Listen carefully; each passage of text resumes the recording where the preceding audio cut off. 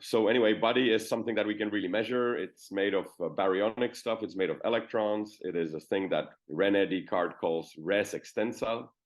So body is something that you can knock on, that has weight. Soul is something that doesn't have weight. It is invisible but objectively real. For example, the organizational structure of your company or your family or Catholic Church. These are all things that are not really real, like United States of America. It's not, you know, or Europe or Czech Republic, are concepts, and it has some properties that I just fly through. And spirit is the creative force that Hegel talks about, Weltgeist, or Keynes talks about this animal spirit. It's something that is outside of you. It's something that inspires you, that pushes you forward. Let's say in Star Wars terminology, this would be the force that is present in all beings in unpredictable, very often unpredictable manner. So when you take your cell phone, for example, the body of your cell phone weighs about 130 grams, and the matter in it, if you melt it and you sell it as it's about the value of $1. The soul is the software and the fact that the matter is organized in a way that you can play Tetris on it or pretend that you're talking to your mother. And in this case of the example of the cell phone, I, the user, I'm the spirit. I am what gives this whole thing meaning. It would also exist without human beings if we all perish, but there would be no meaning to a cell phone out devoid of human usage. Okay, now what's interesting is what's happening in the economy, and this has big implications for the AI, as we will see sooner in the future of work. Here on the left, you can see the S&P 500 around the time when I or your teachers, perhaps your parents, were born in the 70s. Only 17% of value of S&P 500 were intangible assets. The rest, 83%, were tangible assets. And just within one generation, you can see that in the year 2022, 90% of the value of companies traded under S&P 500 are intangible, soul matter. Well, think of Google, think of software companies like Microsoft. They do work with matter, computers, but 90% of the value comes from somewhere else. You can also see the investment share of GDP, how the intangible share is dropping while the intangible is growing when the tangible is dropping. Here is the quote by Keynes. He talks about the animal spirits. It's a spontaneous urge to action rather than inaction, and not as an outcome of weighted averages of quantitative benefits multiplied by quantitative probabilities. It's basically your life outside of the Excel sheet. So there, of course, Excel sheets are important when we make decisions, but there's still something above it that Keynes, the greatest economist of the last century, definitely the most quoted, talks about that the system doesn't make sense without the spirits. So thus, if the animal spirits are dimmed and the spontaneous optimism falters, leaving us to depend on nothing but mathematical expectation, that's the Excel sheet, enterprise will fade and die. Okay. So with this kind of background, let's go quickly through the reality. You know, this movie called Matrix talks about the real that is more real than the real itself. So the value of our GDP is real, but it's not made of matter. Your parents, I would think most of them don't work with matter. Most of your parents or your future work will have nothing to do with your body. Doesn't matter whether you're male or female, slim, fat, the color of your skin. What matters is your soul, the content of your intellect, let's say. And this is something that has been predicted long time before the internet was even born. You can see that in 1981, Jean Baudrillard, a French thinker, in the book that Neo takes in the first part, this book from where he takes these digital drugs, is a book called Simulacra and Simulation. And you can see that Jean Baudrillard says that we no longer live on the ground, we live on the map. We live in the double, we live in the mirror of the real. in matrix.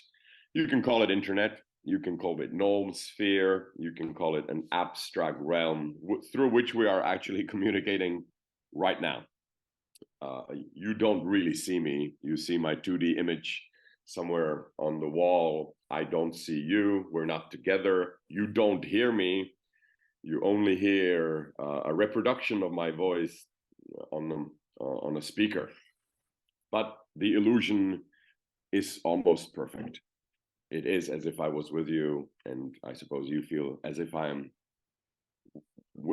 as if we are together, but in fact I'm 100 kilometers away, and I could be wherever. So the one who is able to see through reality sees that these three men are not really real. They're just a mathematical symbol, a little bit like we have the reality. But behind this, there's one more layer of real, and that's, let's say, the spiritual realm into which Neo then walks in the third part of the Matrix trilogy.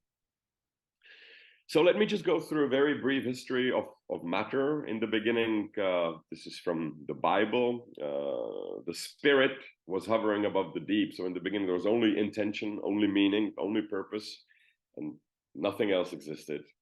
And the universe was very poor. After the Big Bang, for hundreds of millions of years, the universe was basically black and nothing happened. Only hydrogen atoms were floating freely in the space, not really interacting. And then a couple of 100 million years later, we have the first stars, and then galaxies formed with protoplanets. And on this planet on which we are all finding ourselves, this is the richest entity in the whole universe. The universe is basically void and empty, but on our ground, on our Earth, on our planet, you can find almost all elements that exist in the universe. So already this dead planet was very, very rich even before life formed. So enriching is not a feature of capitalism. Enriching is not even a feature of human beings. Enriching is not even a feature of living animals. It seems to be a feature of the universe. The universe left to itself by invisible forces of gravity and other physical forces, by the soul, the invisible organizational structure of the universe, has become from poor to an extremely complex and rich entity. And then 4 billion years ago, life formed. This one, amoeba, is richer and more complex than anything that you can see in the universe, including black holes and hypothetical white holes and pulsars and quasars and hypernova. That's primitive compared to one cell of living organism that can self-reproduce and manipulate its surrounding. And life, as it began these 4 billion years ago, also increased in wealth and riches of life, forms of life, and the capacity and the capability of these living creatures. What they can do, their life is much richer than the life of this amoeba in the beginning. Here is how life a little bit reminds one stock exchange. Life got rich and then had a couple of extinction events, but it always climbed back to the original wealth. So you can see today we are at another peak. There's of course some dangers looming in the future, but as of now, the planet has never been more rich in life than it is. So then human beings came to play 800 million years ago, let's say, something similar to us. I like to think of human beings as animals possessed by spirit, spirit that makes us do weird things. You know, we are unnaturally natural. We're not happy in the state of nature. You know, in this classroom, it's warm enough for you to all sit there naked. So you're not dressed for biotic reasons. You're dressed because you would feel very unnatural if you would be sitting there naturally in your natural skin. I feel much better when you see the skin of a goat rather than my own skin. No other animal does that. We are unnaturally natural. We're more natural when we are outside the state in which we were born. Stanley Kubrick wrote a movie about this, 2008, Space Odyssey. We used to be monkeys that suddenly started painting such beautiful symbols of tigers. And we started using tools. And then that tool became our technology. This basically, the spaceship that you see there is just an advanced form of the tool that we discovered using 4 million years ago. This is how the wealth of the whole world developed from the time of Jesus. This is a very long timeline. Today we have them, luckily. They're quite recent. This is something that we economists didn't have generation ago. And you can see how we exponentially started growing in wealth. Here you can see that it was the Western countries that were pulling the trend, so to speak. And something happened around the end of medieval period. Historians call it the Great Divergence. They also call it the European Miracle, where suddenly Netherlands and United Kingdom ran away from the average of other countries and diverged dramatically. There's a miraculous event happened, another landmark in the history of wealth.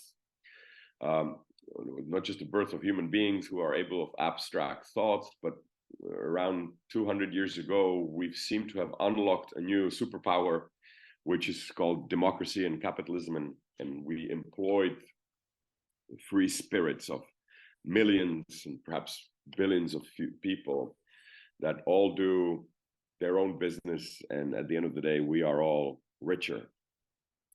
Here, I just wanted to show you how kingdoms rose and kingdoms fell. It used to be India around the year 1, being the richest country. Now it used to be China in the Middle Ages. And then now, if you add Western Europe and USA together, we are still double the value of Chinese world's GDP. So we're still, you're still in the position of the strongest culture, even though we are we are declining.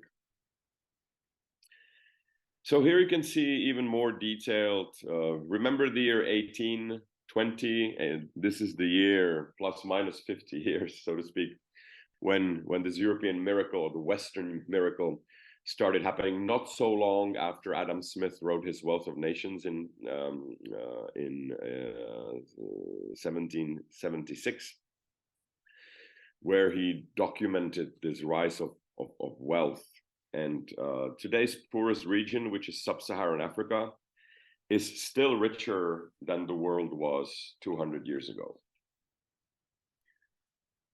Here you can see all the, I don't know if you can actually see it, but our life expectancy went up with wealth, child mortality decreased, maternal deaths decreased, the number of doctors increased, access to drinking water increased, and in most countries no longer an issue, access to electricity radically increased, tourist departures, average years of schooling, literacy rate, learning outcomes, and most importantly, perhaps, life satisfaction is all positively correlated with wealth.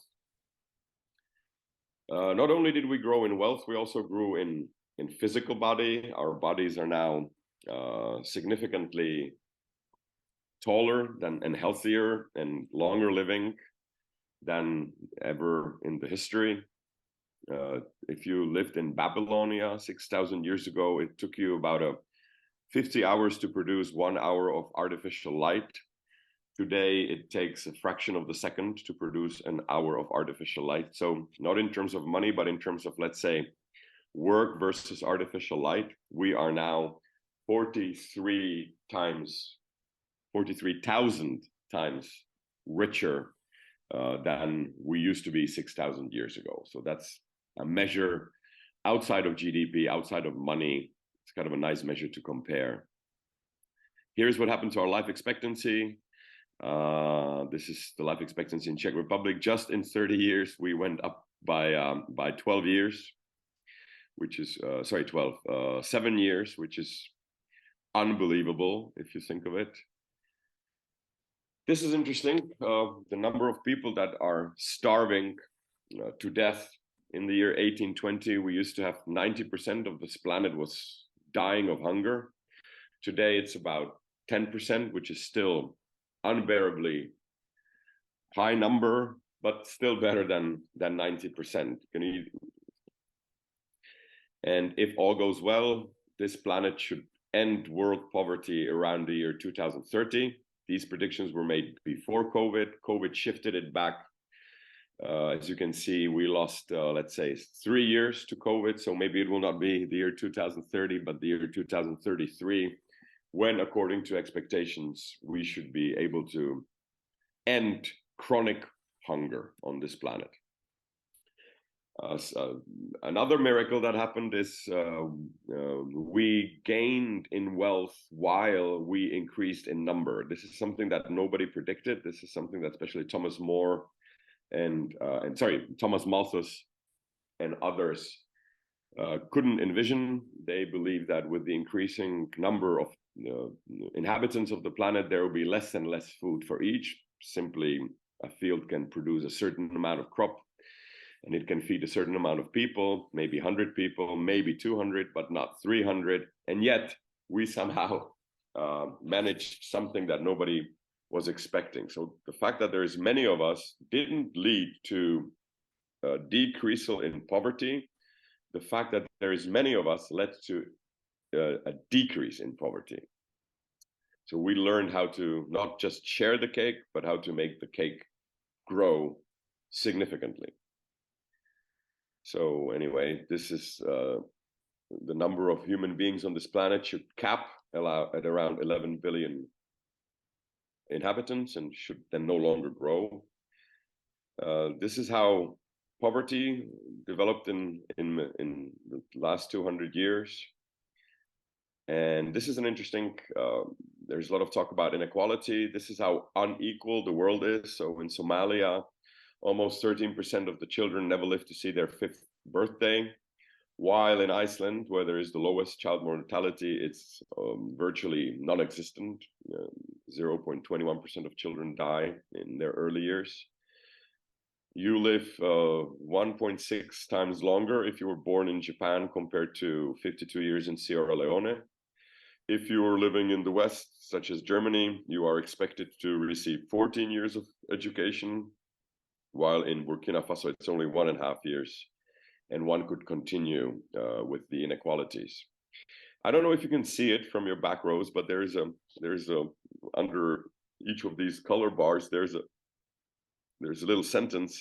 So if you go back to the child mortality, the global average today of child mortality is 3.9%, but in the year 1800, it was 43.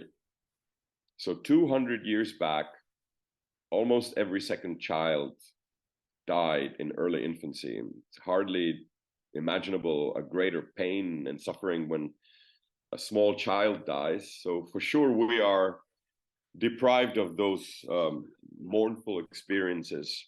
So that's one point. And the second point, even if you are born in Somalia today, the worst country to be born when it comes to child mortality, you are still 3 times better off than if you were born in the richest of families 200 years ago.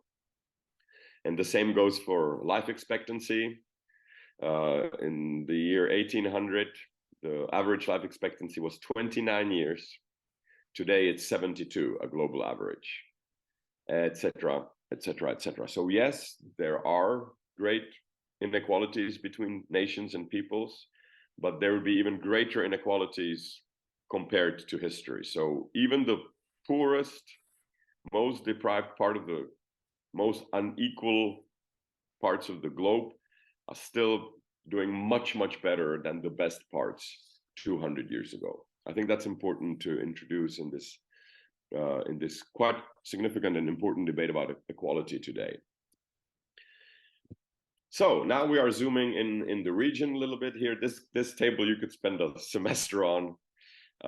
So I won't touch much, just see that the whole world is getting richer, but the richest people, the top 0.001%, that's 1% of the 1% of the 1% of the richest people, they get richer more than the average. But for example, in Europe, you can see that it's quite benign. Our scissors are not opening as much as in United States of America, as you can see. Definitely not as much as in India or in China. And in Russia, you can see that it's how to put it? Everywhere people got richer in the last 30 years, except for Russia, where you see many striking things. But here you see the oligarchs got almost 10 times richer than the oligarchs in India or in China. And while the oligarchs in China and India at least pooled the poor with them a little bit, in Russia, the rich grew rich at the expense of the poor people in Russia. You can see minus 26% increase in poverty, even in these very favorable conditions that we've had on this planet in the last 30 years.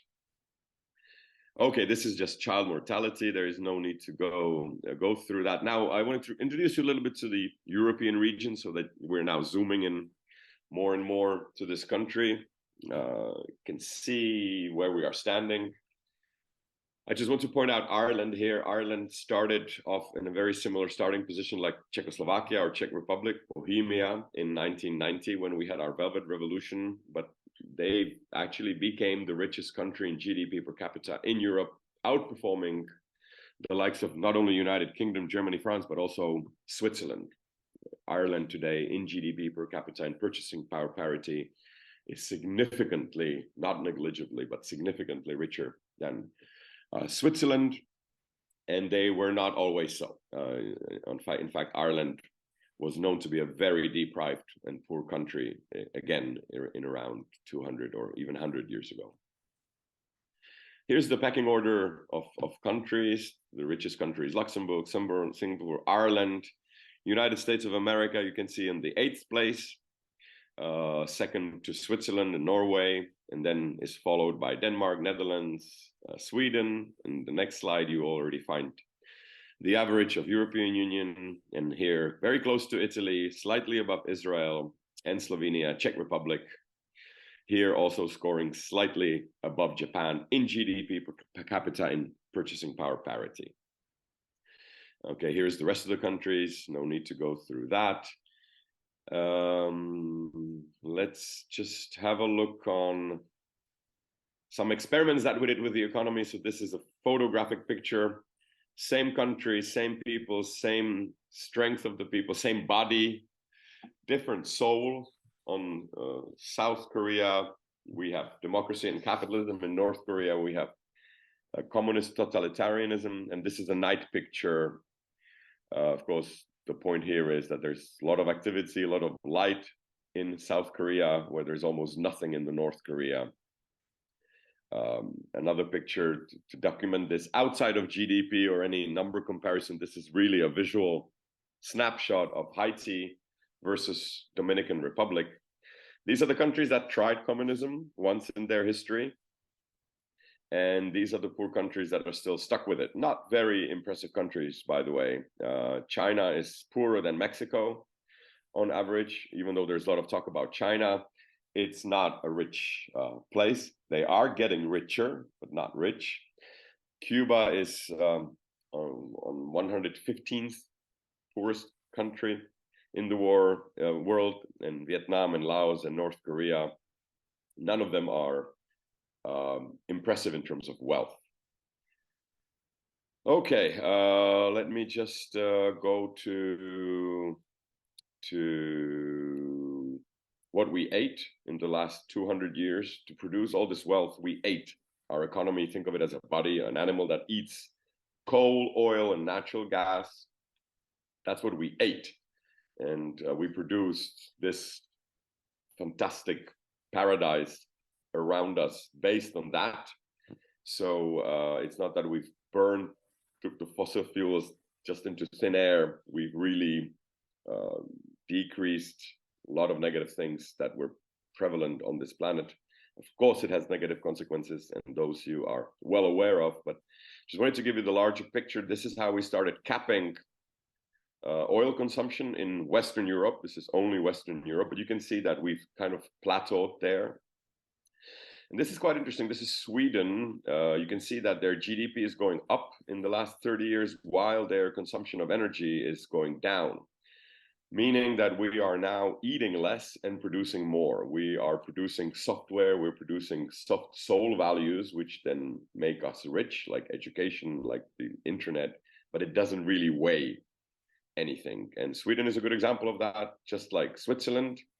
You can see how their GDP is increasing while their energy consumption is decreasing. So this is sort of a role model. This is how we'd like to see the future evolve. This is what's happening in Czech Republic. Not so optimistic, not so pessimistic either. We are able to produce more value than raw materials, let's say, or energy that we consume, but we are still, our energy consumption is rising, even though GDP is rising more. If you look at Poland, our neighboring country to the north, there they've done quite an impressive job. While their energy consumption rose by 20% cumulatively in the last 30 years, their GDP detached itself, almost one could say, from matter, and they are now almost double amount. They enjoy double amount of wealth than they did 30 years ago. Okay, now let's focus on what's happening with our labor. So the human resources here, you can see quite nicely in the history how we used to work in the body. This is all the way to your left. This is a picture or engraving of the Epic of Gilgamesh, which is, I wrote a book about economics of good and evil, published by Oxford University Press a couple of years ago, where I start with the Epic of Gilgamesh, having great fun going through all the history of culture and values. But the bottom line is that's how we used to work. We used to work by body. We used to be whipped, and that's how we got things done. We had slaves all the way till the second picture, where we worked with our body, for the body. We created something that potatoes that fed us. And then the Charlie Chaplin is from a movie called Modern Times from 1900s, early 1900s. And there you can see that we no longer work on the fields, but we work on the machines. We work on the factory with a smile. There you can see Charlie Chaplin is enjoying it. You don't see very many smiles in the previous two pictures. And the fourth picture to your right, that's how we work today. That's literally a picture that I took when I was preparing this presentation. It's from a cafeteria. It could have been in Spain. It could have been in New York. It doesn't really matter. That's how you will labor, hopefully, in the future, if not already. Now, we've had many images of artificial intelligence, of robots, of somebody. By the way, robot is a Czech word. Robot, robota is work. So robot is a laborer, something that should labor in your stead. The closest that we got to ChatGPT in the realm of fantasy would be C3PO. I think now you have, each one of you has a small C3PO in their pocket. It doesn't weigh anything. You don't have to oil it or maintain it like Luke Skywalker had to. It doesn't cost you much. It doesn't take place in your cupboards. It doesn't take place in your car when you're driving somewhere. You don't have to have a place for C3PO, but it's capable of similar things. C3PO could also translate 3,000 languages. It was a protocol droid, and it could also do, if you recall, computer languages. So you know, if you put ChatGPT into C3PO, you'd get pretty close. I think this entity, I think R2-D2 is something that went through singularity already. R2-D2 has a mind of its own, while C3PO doesn't seem to have free will, just like ChatGPT. You can also see in every situation, it's always C3PO following R2-D2, and R2-D2, you know, has kind of a spirit of its own, while C3PO has a very educated soul, but no degrees of freedom. Okay, so now my point here is that we are living at a tidal event of history of our species. I would perhaps liken it to the moments when we crawled out of the sea, or maybe when we came down from the trees. this led to significant changes in our structure of our body and our mind, and perhaps also in our spirit. You can see something similar happening in our economy. We are leaving the ocean of matter, and we are emerging into a new biosphere, let's say. So instead of water, we are now breathing air. We used to breathe water exclusively. Now we no longer can. We only breathe air. Water is poisonous for us to breathe.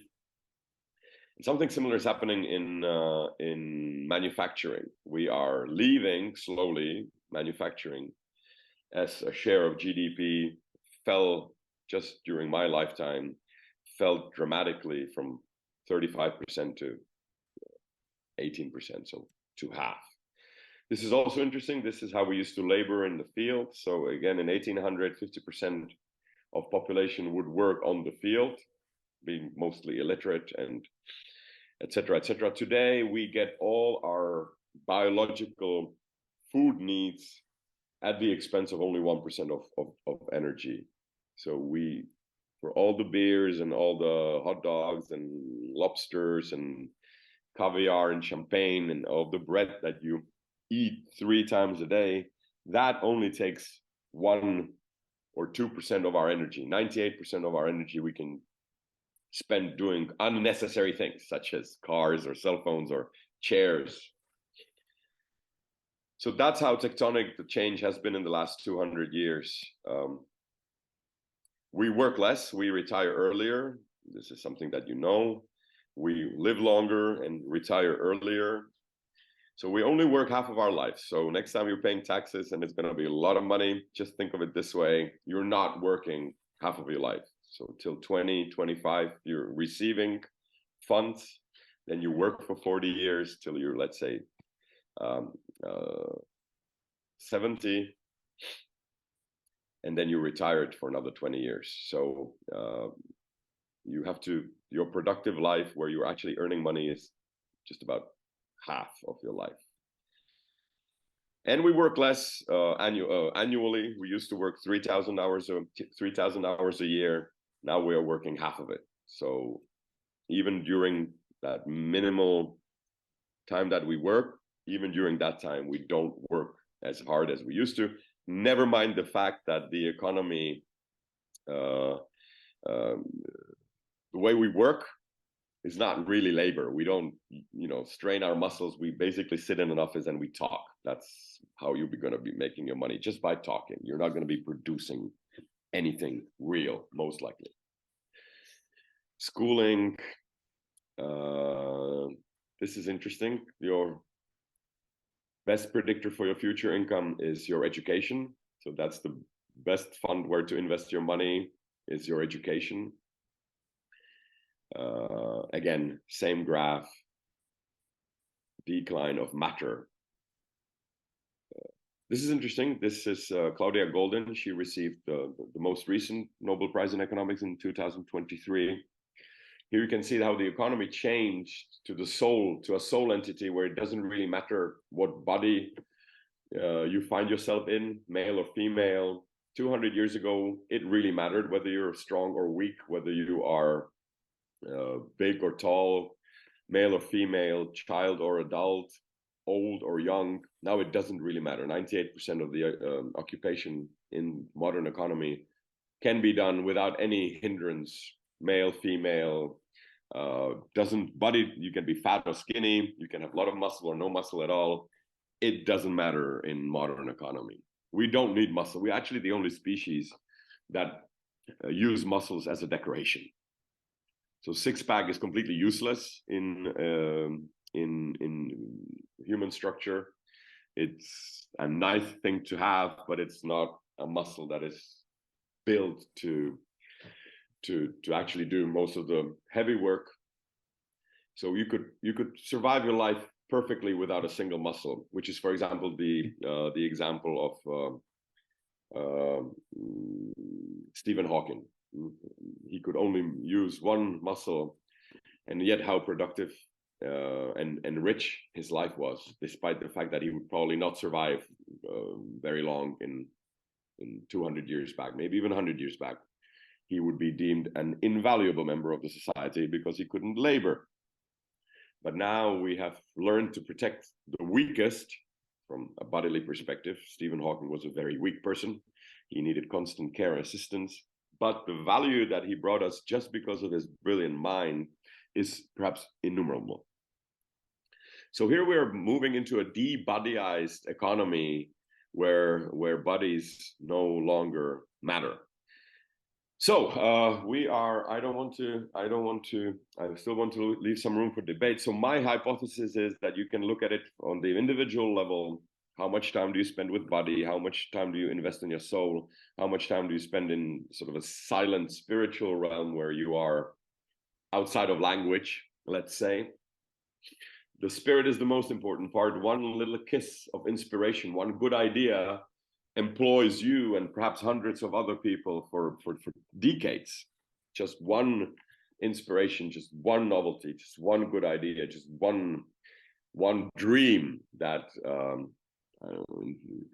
King Jr. had, that one dream that perhaps lasted a fraction of a second. We still dream and work on a society where you will be not judged by your body, but by the content of your character. This is interesting because actually Luther skipped the soul part.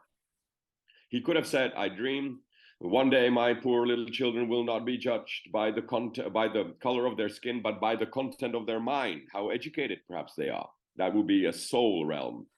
But he jumps that and he says, by the content of their character. And this is in fact very visionary. Perhaps the future economy will no longer be an IT or software or education-driven economy, but it will truly be an economy driven by character. Here, I'm of course trying to be as provocative as I can think. Keynes predicted this about 100 years ago. He predicted that in 100 years, which is right about now, a couple of years, we will solve our economic problem. We will no longer, the house will be built. We no longer need an architect. We no longer need the construction people. The house is built. Now we need to fill it with spirit. Now we need to fill it with theater. Now we need to fill it with philosophy. Now we need to fill it with art, with love, with kindness, with care. Cultivation into a fuller perfection, the art of life itself, and do not sell themselves for the means of life. So this is his prediction 100 years ago to this day. And he knew nothing about IT. He knew nothing about artificial intelligence. He wrote the speech before the Second World War, just judging by the extrapolation of the previous enrichment of our society in the last 200 years. So he here prophesies, he even uses a very strong religious language, and he says that the old Adam will be dying. This old Adam that was cursed after the expulsion from the Garden of Eden was a curse of labor. You will labor, and in the sweat of your brow you will eat. We still sweat, but differently. And Keynes says this will be over in not unforeseeable future. Mankind will morph. We will have a metamorphosis, and we will no longer be working animals, but we will be thinking and feeling animals, and this is how the economy will run. So these are all the things that has changed. We used to build matter, now we care for the content of the heart. We'll see. Now I will just skip this. This is, by the way, the probability that the universe started by accident, and the 99.9 is the probability that the universe wasn't started by accident. This is a calculation done by Roger Penrose, who got a Nobel Prize in 2020. One of my favorite theoretical physicists. I have many hobbies. One of them is theoretical physics. I knew Roger Penrose for a long time. I mean, not personally. I know some of his close colleagues, never met the man, but he actually went to calculate what is the probability that the universe, there is no spirit in the universe, there is no meaning, there is no purpose. And that probability, this is one of the reasons why I'm using PowerPoint, so that I could actually write the number. The probability that, it's an unimaginably huge number, or small number, sorry, the probability that it was created by accident. It's virtually, in all meaning of the word, it's zero. This number is so infinitesimally small. I don't know if you guys heard of Boltzmann brain, not relevant for this lecture, but Boltzmann brain. It is much more likely for a spontaneous brain of yours to be created in the vacuum of the space for a nanosecond, just to assemble the brain without the body, eyes, and just hallucinate what you are experiencing all your life. It's a hallucination that is happening to a brain somewhere in outer space that came together for a fraction of a second and then disembodied or dismantled itself, and it had a short hallucination, and that hallucination is your life with all the memory of your history or your cousins and siblings. That probability is billion trillion times higher than that life evolved in the conventional evolutionary sense of the word. Anyway, so we have lived in the body and we have worked in the body. Now machines have forced us to evacuate the bodily realm, and we are now making our ends meet in the soul realm, where we are also crowded out by artificial intelligence. So my prediction here is that we are now moving from the soul realm to the spirit realm.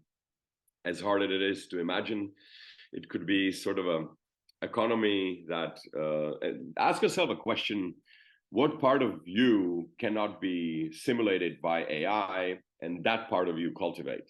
And that's the spirit. That's something that's outside of Excel sheet. Your kindness, your being able to be brave and courageous and good and deep. That is the only place where we can evacuate.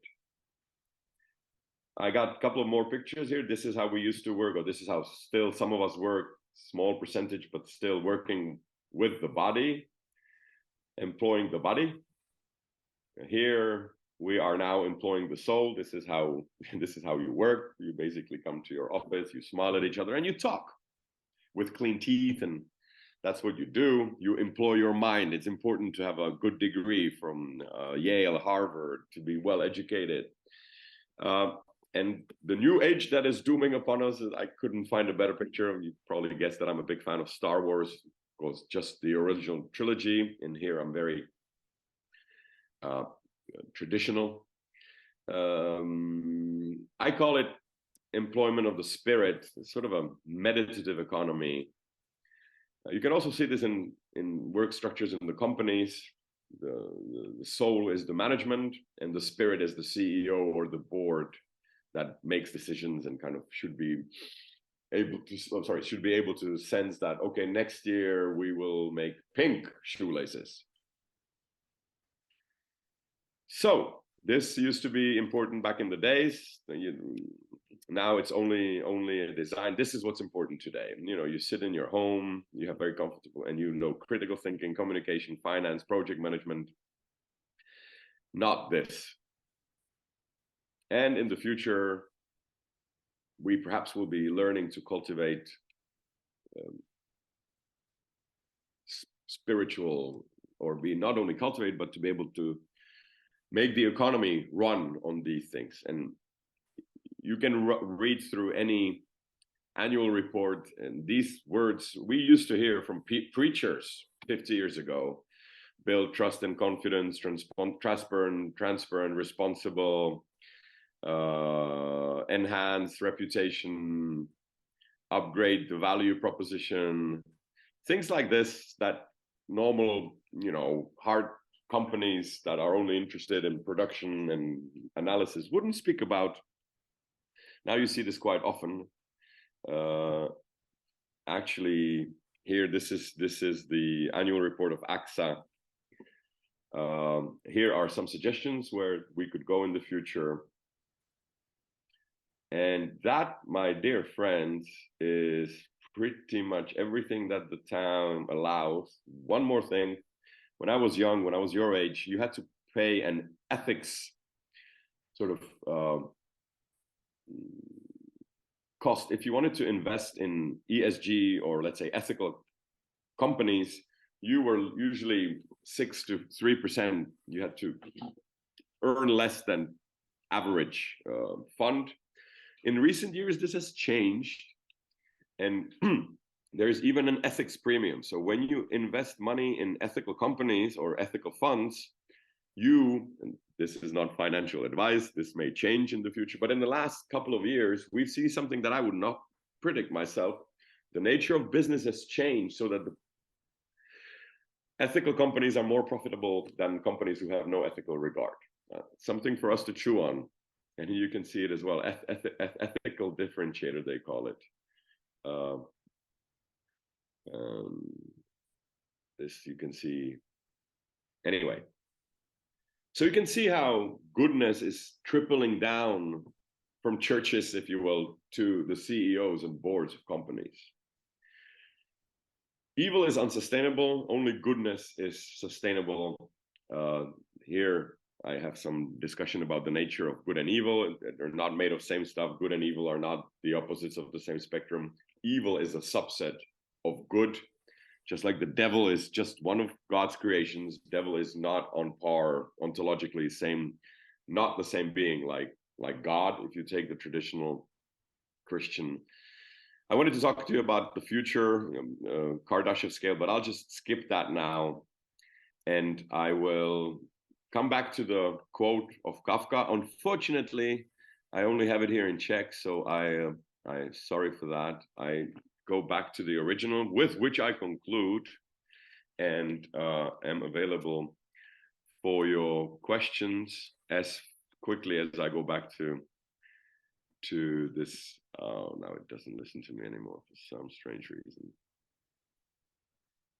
Anyway, I find it later, and in the meantime, I am open for your questions.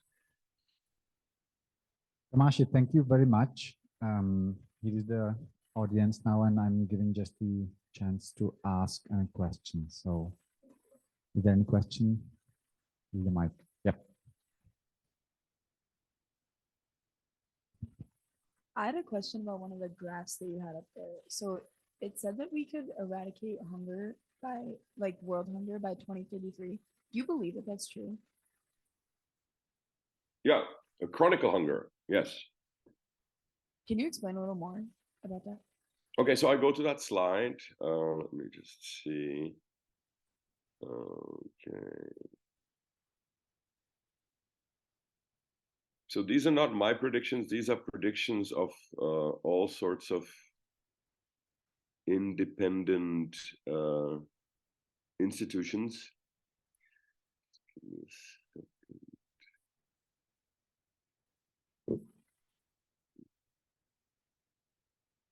Okay, coming close. Here.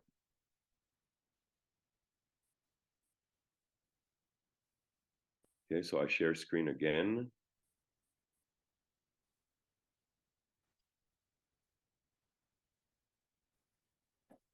Here, that's the slide, right? Yeah. So this is basically an extrapolation. If you just continue drawing the line, that's where it ends. And here you have IMF, Brookings, all sorts of projections of independent organizations. You see that in the year 2010, we were at 20% of world hunger. In the year 2020, we are at 10%. So if this trend continues, we can be optimistic about, of course, when there is a famine or when there is a drought or when there is a natural catastrophe, there will be hunger, but not chronic hunger. Okay, that makes sense. Thank you. Yep. Yeah, any more questions? Yep. Hi, so thank you for the presentation. It's been great. My question was just the one slide that talked about the percentages of that income is growing over time. I noticed it said like that bottom 50% or the bottom group of the parameter really seemed to have the slowest growth, especially in the United States. Do you know, or could you identify what is the barrier that seems to be the hardest to cross and why there's such a slow growth there? Or if there is some sort of something that needs to be overcome to increase the growth of that bottom 50%? Can you see my share? Yeah, Yes. you can see my screen. Okay, you mean this table? Yes. Okay. Yeah, so you can see that in Russia and in US and Canada, the bottom 50% have really not been doing so well. We call it the elephant graph, which basically I don't have right here with me, but the poor people enriched themselves a lot in the last 30 years, but the rich people many times more.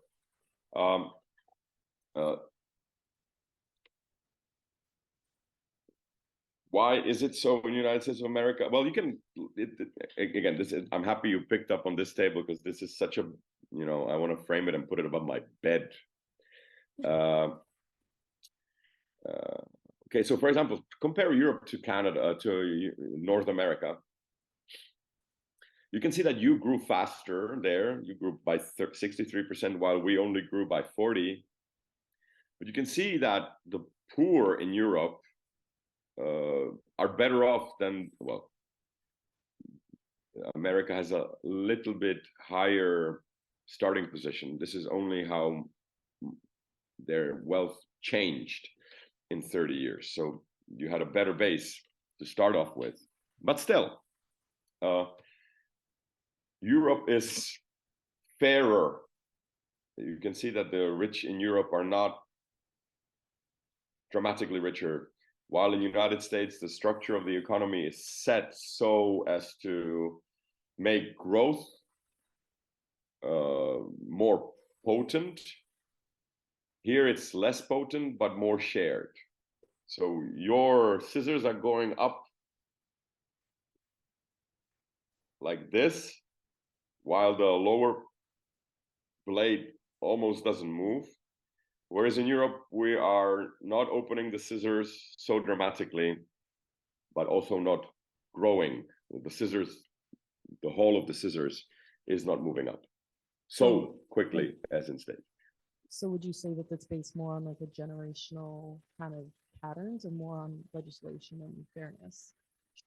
I think it's a combination of the two. But I mean, one way how we could, the taxes are in Europe are more sharing than in states. We have mandatory health insurance, we have mandatory, well, free education, almost free transport. There are things that it's a different system. America's is a little bit harsher, a little bit more welcoming for people with ideas, not caring so much for the people without ideas, which drags us down a little bit. But me being European, I like this European model more, but up to debate, of course. But I'd say these are the things. It's history, but it's also the system. For example, taxing and healthcare and pensions and schooling. Things are more accessible to poor people in Europe than the same thing for poor people in the United States. Yeah, something like that.